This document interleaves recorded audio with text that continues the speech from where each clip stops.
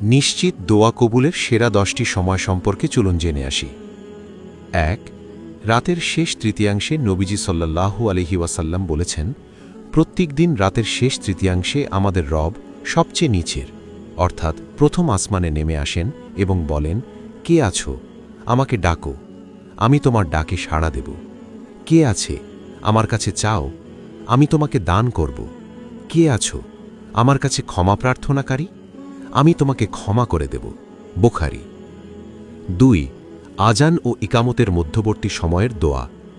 নবীজি সাল্লাল্লাহু আলাইহি ওয়াসাল্লাম বলেছেন, আজান ও ইকামতের মধ্যবর্তী সময়ের দোয়া ফিরিয়ে দেয়া হয় না। আবু দাউদ। ৩. জুমার দিনের দোয়া। নবীজি সাল্লাল্লাহু আলাইহি ওয়াসাল্লাম বলেছেন, জুমার দিনে একটি সময় আছে যে সময়টা কোনো মুমিন নামাজ পড়া অবস্থায় চায় এবং আল্লাহর কাছে কোনো কিছু প্রার্থনা করে, আল্লাহ অবশ্যই সেই চাহিদা পূরণ করবেন এবং তিনি তার হাত দিয়ে ইশারা করে সেই সময়ের সংক্ষিপ্ততার ইঙ্গিত দেন। বুখারী। ৪. সেজদার সময়ের দোয়া। নবীজি সাল্লাল্লাহু আলাইহি ওয়াসাল্লাম বলেছেন, যে সময়টাতে বান্দা আল্লাহর সবচেয়ে কাছে চলে যায় তা হল সেজদার সময়। সুতরাং তোমরা তখন আল্লাহর কাছে বেশি বেশি চাও। মুসলিম। ৫. ফরজ নামাজের পরের দোয়া। নবীজি সাল্লাল্লাহু আলাইহি ওয়াসাল্লাম বলেছেন, রাতের শেষ সময় এবং ফরজ নামাজের পরে দোয়া কবুল হয়। মুসলিম। ৬. কদরের রাতের দোয়া।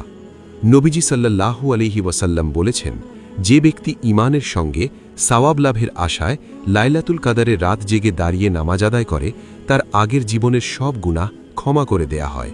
বুখারী। ৭. বৃষ্টি হওয়ার সময়ের দোয়া। নবীজি সাল্লাল্লাহু আলাইহি ওয়াসাল্লাম বলেছেন, দুই সময়ের দোয়া ফেরানো হয় না, আজানের সময়ের দোয়া আর বৃষ্টি বর্ষণের সময়ের দোয়া। আবু দাউদ। ৮. আরাফাতের দিনের দোয়া। নবীজি সাল্লাল্লাহু আলাইহি ওয়াসাল্লাম বলেছেন, দোয়ার মধ্যে শ্রেষ্ঠ হল আরাফাতের দিনের দোয়া। তিরমিজি। ৯. জিলহজ মাসের প্রথম 10 দিনের দোয়া। নবীজি সাল্লাল্লাহু আলাইহি ওয়াসাল্লাম বলেছেন, জিলহজ মাসের প্রথম 10 দিনের আমল অন্য যে কোনো দিনের আমলের চেয়ে উত্তম। বুখারী। ১০. রোজাদার ব্যক্তির ইফতারের সময়ের দোয়া।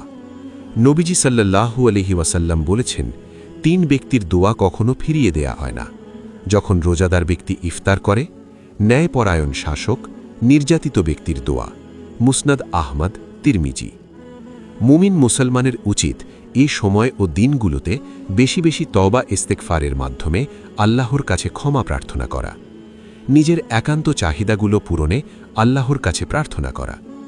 আল্লাহ তাআলা মুসলিম উম্মাহকে উল্লেখিত দিন ও সময়ে তওবা ইস্তেগফার সহ দোয়া করার তৌফিক দান করুন। আমিন।